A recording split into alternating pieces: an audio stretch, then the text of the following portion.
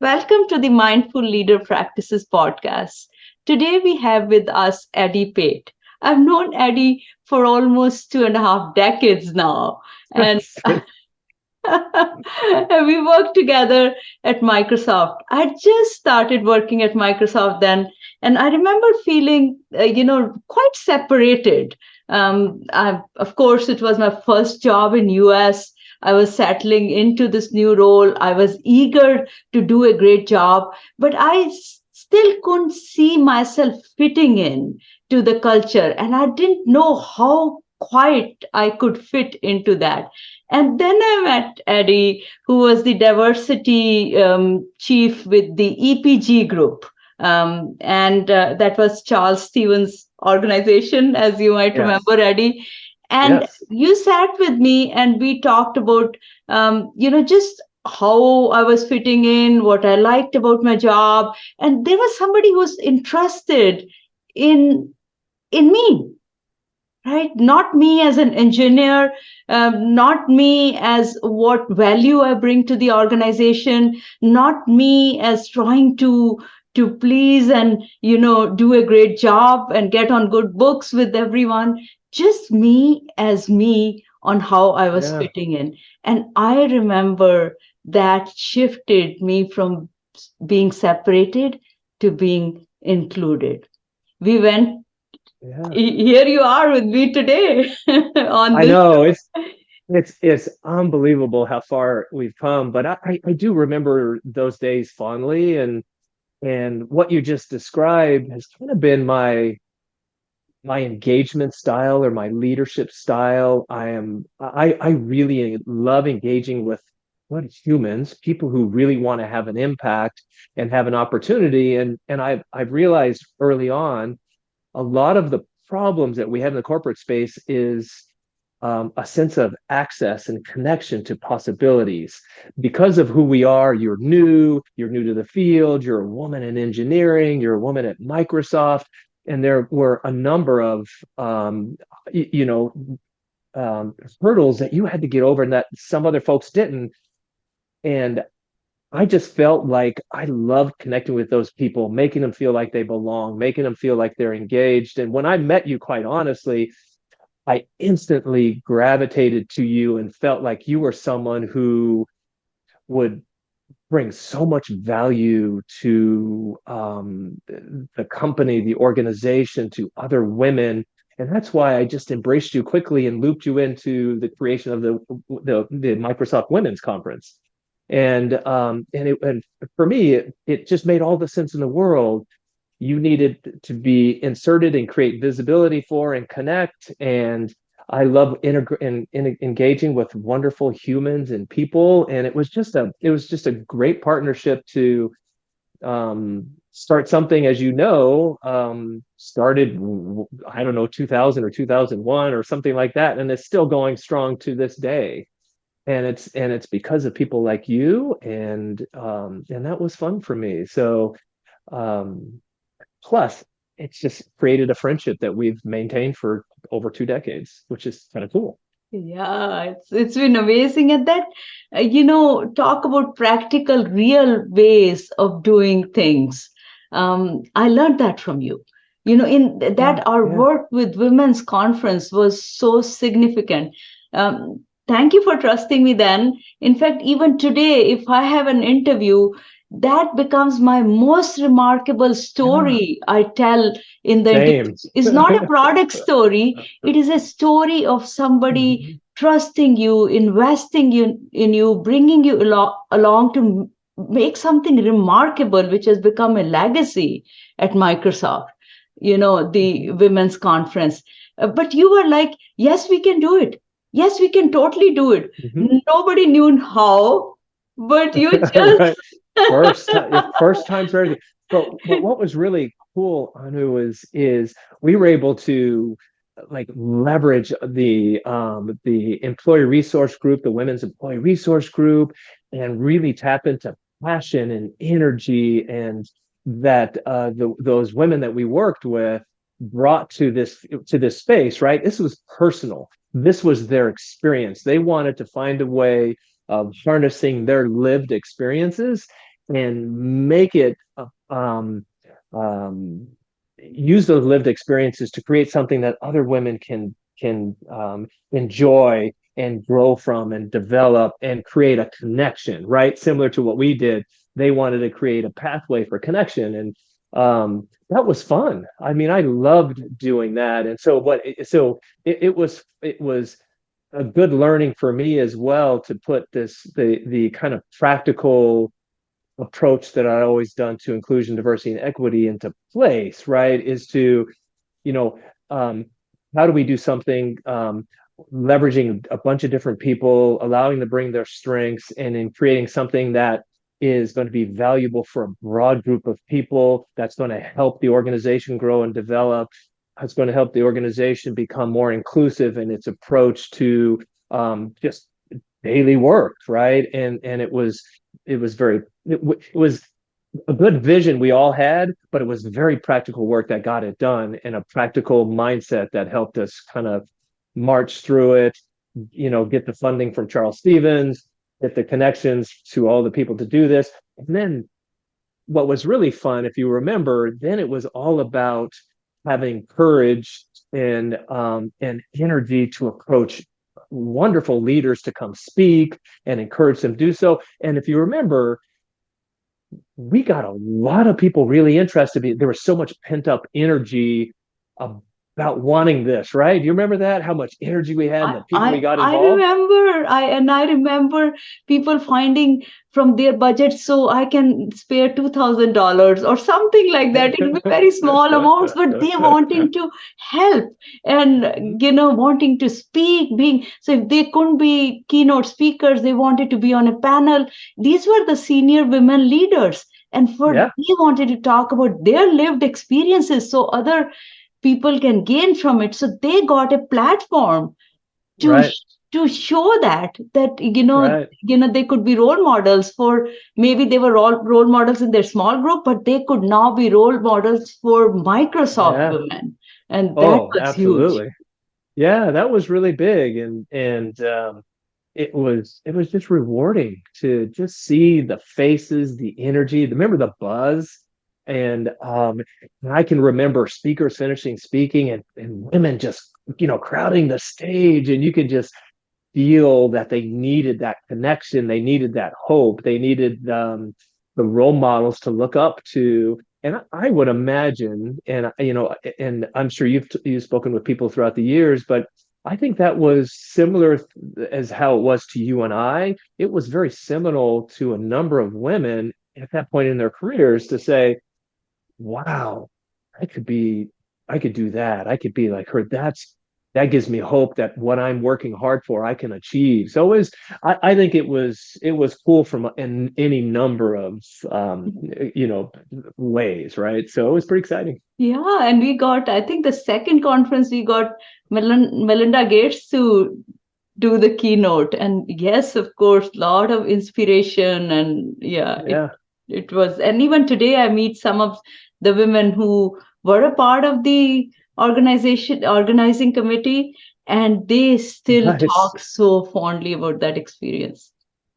Well, when you connect with them, you got to loop me in next time. I would love to circle back and connect with anyone who was part of that original group. I think that's super fun. I would Yeah. love to do that. But it was just a memorable time, and it was the first big thing I did in the inclusion, diversity, and equity space, and quite frankly, it um it really helped me understand the power of an ally, and not just being an ally. If you think about an ally who supports someone who's different from you, so I was supporting women specifically in this space, but it was more I was an accomplice, because that's that shift from ally to accomplice, where an ally tends to support from afar or up in the stands, right? And an accomplice is someone who supports with skin in the game, and you're on the pitch or the court or the field, actively participating, but creating space and centering the women. So I hopefully didn't center myself in the creation of this, but center the women. And Charles Stevens, to his credit, modeled those behaviors for me and modeled what it looked like. So you know, I couldn't ask for a better first start to doing diversity work in the corporate space, and so it was amazing. There's so much learning from it. So much confidence it gave me. So what you're saying, exactly what I remember, is that you were in the trenches, but then will go to speak to leaders for money or for speaking. We'll go, a few of us will go together, and sometimes you'll put me right in front and say, Yeah. Anu, do the talking, and I'm like, no, you talking.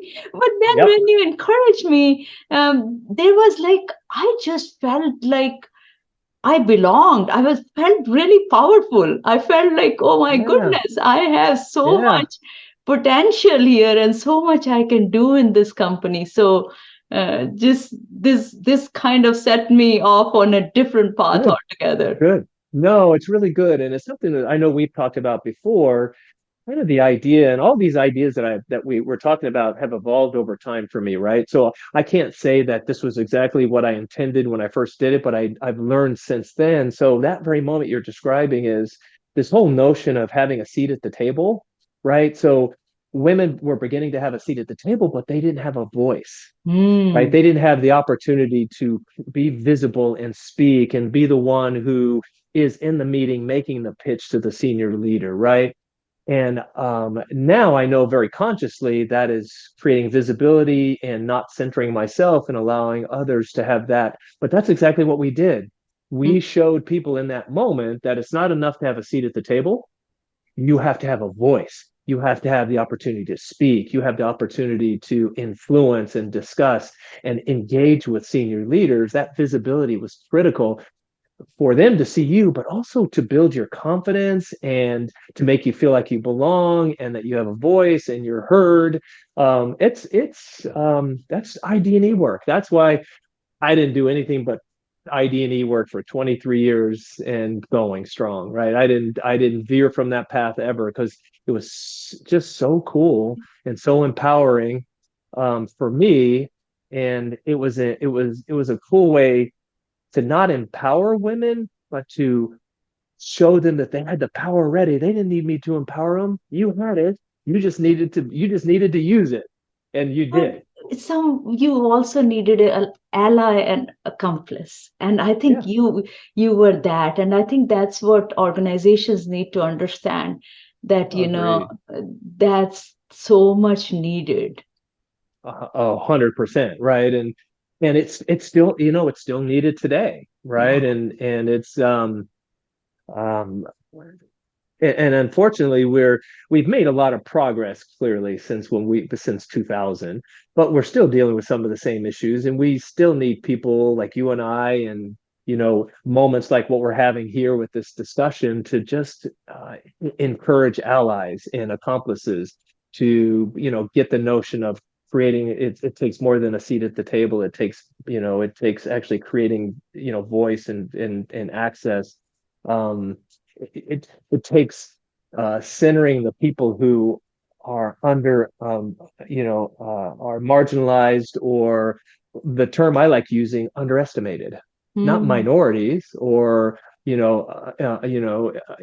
underestimated, Hmm. and I give love them the word opportunities. underestimated. Yeah, and give people their underestimated opportunities to show their worth, show their value. You're not a cultural fit, you're a cultural add, right? We don't want Yeah. cultural fits, we want cultural add. So there's a lot of work to be done here. Can we record this for like 10 hours? I think we would just talk We should for have like a 10 hours. series, right? We, I we honestly, this could be mindful leader practices with Eddie Pate, and we can have a podcast in itself, which can go on and on. careful what you ask for.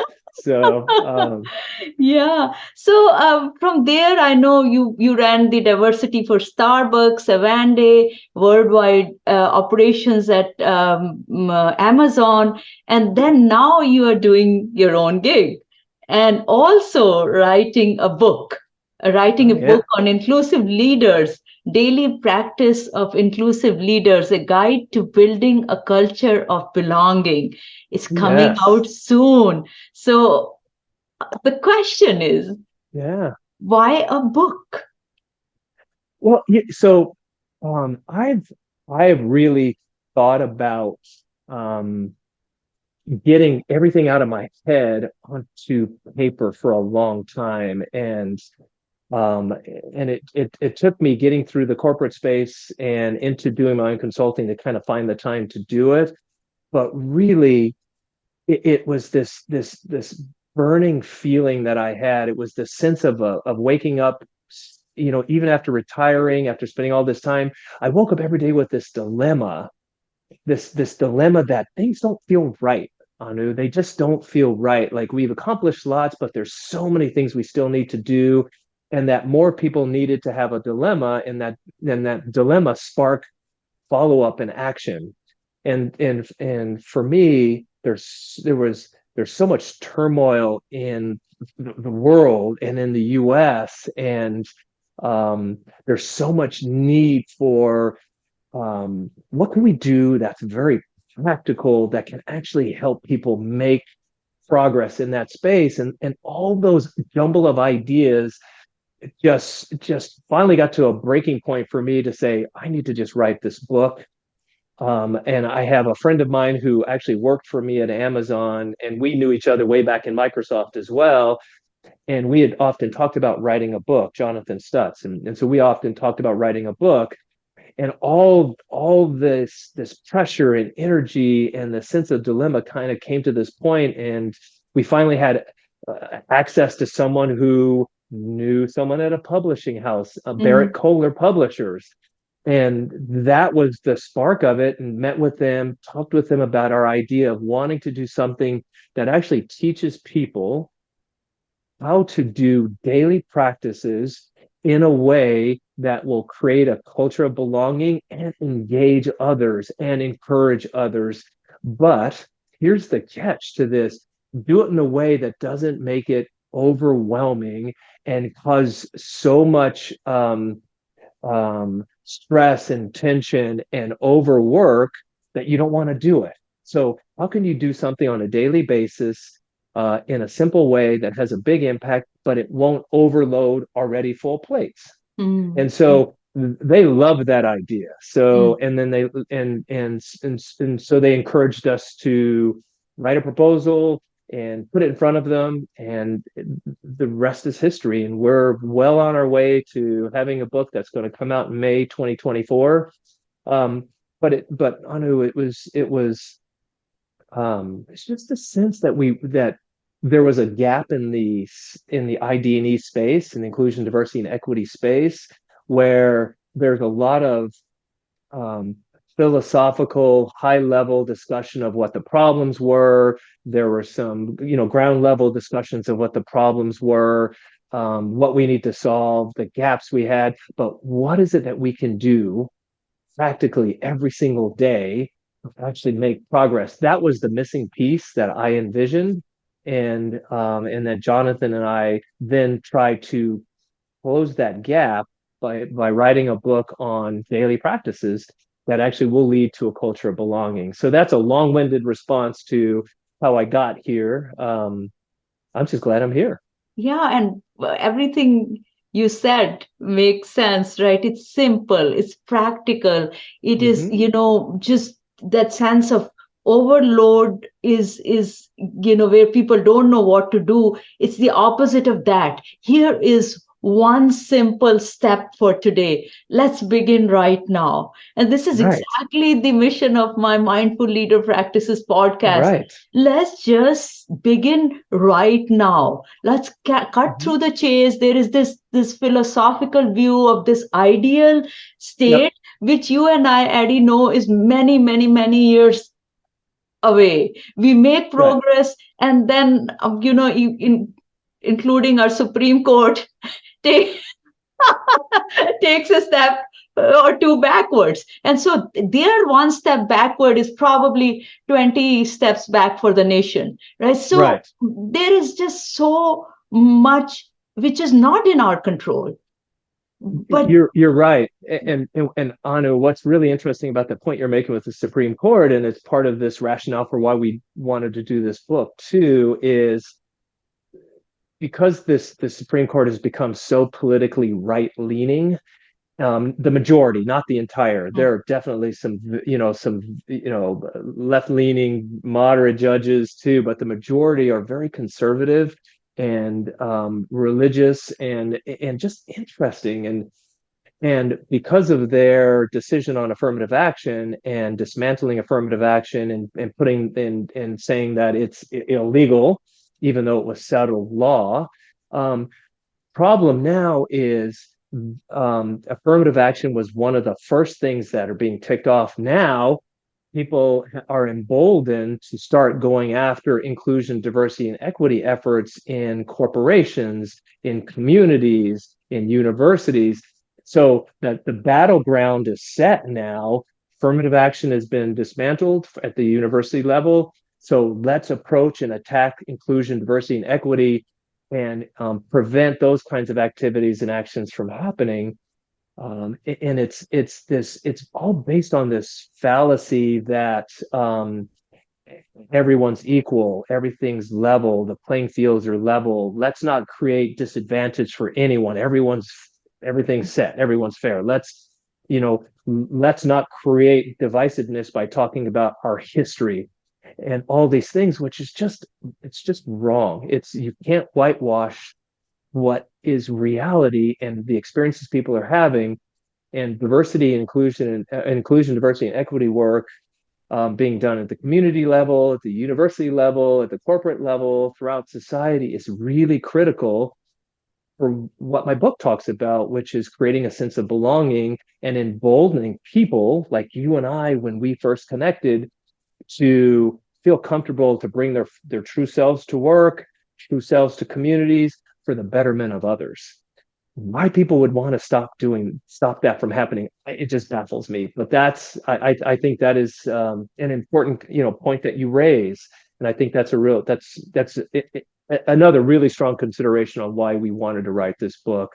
And even in the book, we have at the very last part of the very last chapter, very last thing we talk about is we'd be remiss if we didn't raise the situation that's happening in society and encourage people to stay the course, work hard, don't give up on this, because we really need to keep inclusion, diversity, and equity work going, regardless of the political pressures that are out there.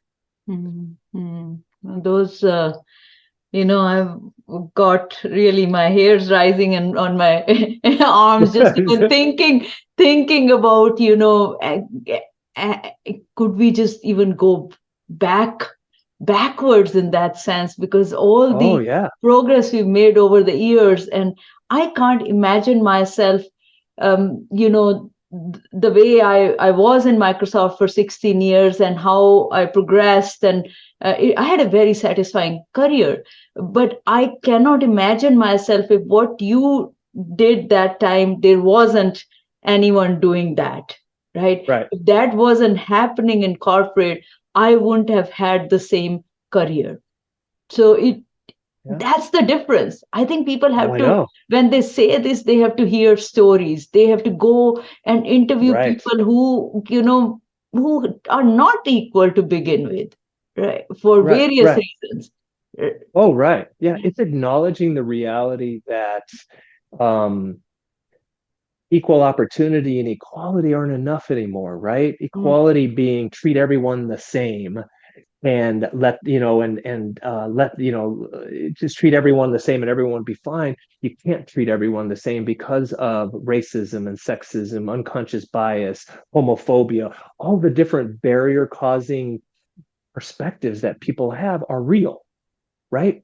And so if you don't have people like you and I championing for creating access for people, not to give people undue advantage, just create access for them to do what they love and compete fairly, truly in an equitable way, mm, not in not by equality standpoint, which treats everyone the same, but equity. And if you think about equity, which is interesting, equity is fairness, mm, right?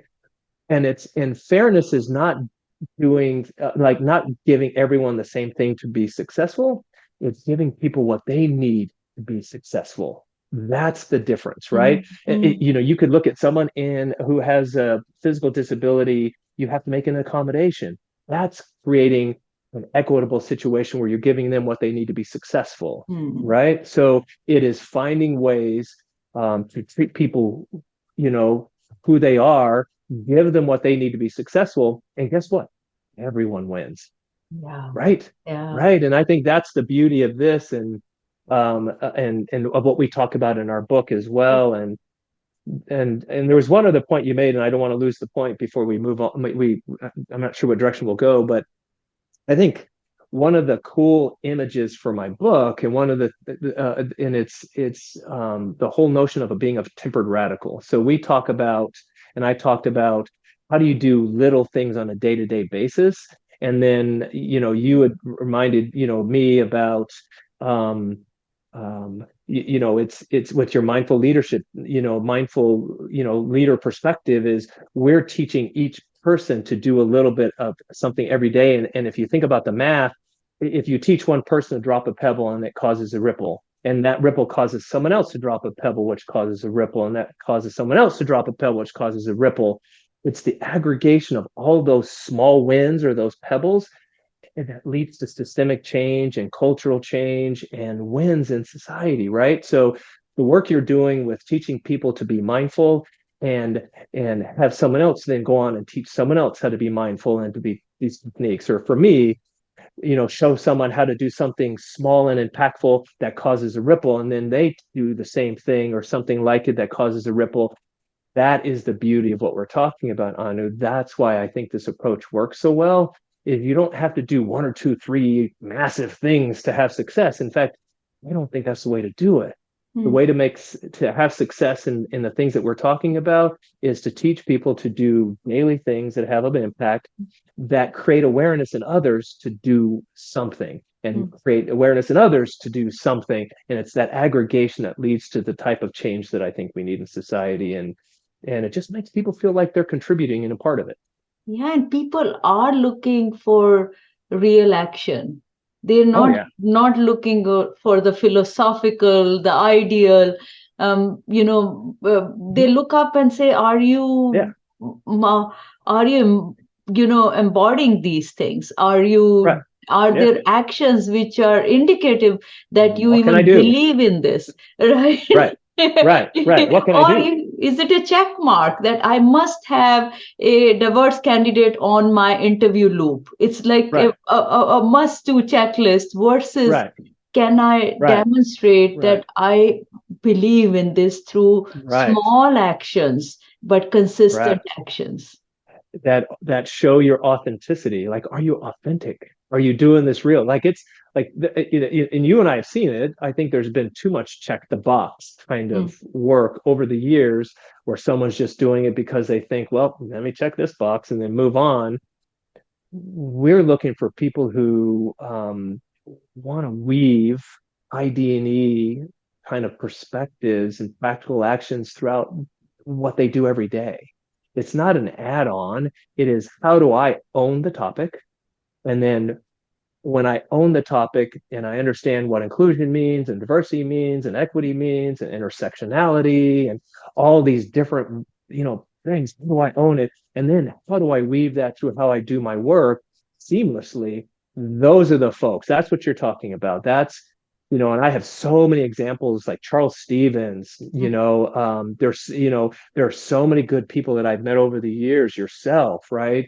That people understand the power of just making this a part of who you are, and the authenticity then becomes contagious, and this work becomes contagious, and that's what we're really looking for. And I think you're right. And I'm not interested in dealing with a bunch of people who just want to check a box. I want to play in the sandbox with people who want to play with me and be inclusive, and build wonderful, cherished kind of things that everyone can benefit from, because of who you are and regardless of who you are, which is a really important distinction. So let's talk about your book, Eddie. Can All you give right. us a sneak peek into the book? Maybe something you want to, a story from the book or a practice from the book, wherever you want to begin. We want to know what's in there. All right. Well, so what's kind of fun about the book is um, we have kind of a setup in the very beginning of the book, which is kind of fun. We talk about wisdom, courage, and heart across three different chapters, which is kind of fun to think about. So wisdom, comes into play where over the years I've developed this 7 insights model for inclusive leadership. And it talks about some social psychological perspectives and some ways of being that I think every leader needs to embrace and own if they want to truly lead inclusively. And so we talk about cultural competence and the notion of understanding ethnocentrism and understanding that we have biases and that we stereotype and being a tempered radical, similar to what I just talked about a moment ago, dropping pebbles, causing ripples, and being willing to rock boats hard, but keep yourself and others in the boat because you can't affect change if you're not in the boat. Mm. So we have this wisdom that we try to set people up with in the beginning of the book, and then we talk about having the courage to actually do this work, and it does take courage, right? It takes the willingness to rock boats, like I talked about. Excuse me, but it also, on occasion, Anu, it takes the willingness and courage to rock the boat hard enough to knock yourself out because you know it's that important. Mm. And so, like, I remember, one of the stories that we tell in this book along this chapter is, I won't say what company and all that kind of stuff, but there was this senior leader in the EU who made some very, very shocking um, comments in an inclusive leadership training that I actually wasn't there for, but someone who I did a train to trainer for. And this was a junior level manager leading this class and so energized and excited. And the senior leader, in a discussion of what we call the diversity tree in this, and they're talking about the different dimensions of diversity, the visible dimensions versus invisible dimensions. And this leader and this person, as I had taught her to do, talked about size as a visible diversity dimension that people don't often think about, and the fact that obese people, morbidly obese people, over the life of their careers earn less money than people who are not. So it is an impactful diversity dimension. And when she started talking about this leader, unbelievable, just said, as a leader, I would never hire fat people because they're lazy, they don't take care of themselves, and they're not good team players. I'd never hire fat people. And he was serious. Oh my God. Yeah. Yeah, I mean, that was shocking. And what it did is it shut down any conversation or dialogue for the rest of the training. It took the trainer, she said it took her a little while to get back on track because that was such a jarring comment to say from the senior most person in the entire region. Mm. And it exposed this leader for a number of things that he had done over time that were sexist and anti-immigrant and all that kind of stuff that people were just ignoring. And so I told the story about me and another colleague in a diversity related HR role. We decided to rock the boat hard, and if we got knocked out of it, fine. We didn't care. This person needed to be held accountable. And actually, it took longer than we wanted, but he was removed from the company. And Mm. so it takes courage to want to do that and do the right things for people and do right things for groups. So that was a little bit of what we talk about in the courage chapter. In the heart chapter, what I really like about the build up to this part of it is we talk about empathy, compassion, and vulnerability. And you don't often, especially in high tech companies, engineering orgs, and this kind of thing, stereotypically people think about them as not having the empathy and compassion and vulnerability, and that it is something that you don't see as much. For us, it is such a foundational piece to being a strong leader is to be vulnerable, to be empathetic. In fact, empathy is the pathway to inclusion. Mm. Mm. It's hard to become an inclusive leader and lead inclusively if you're not empathetic.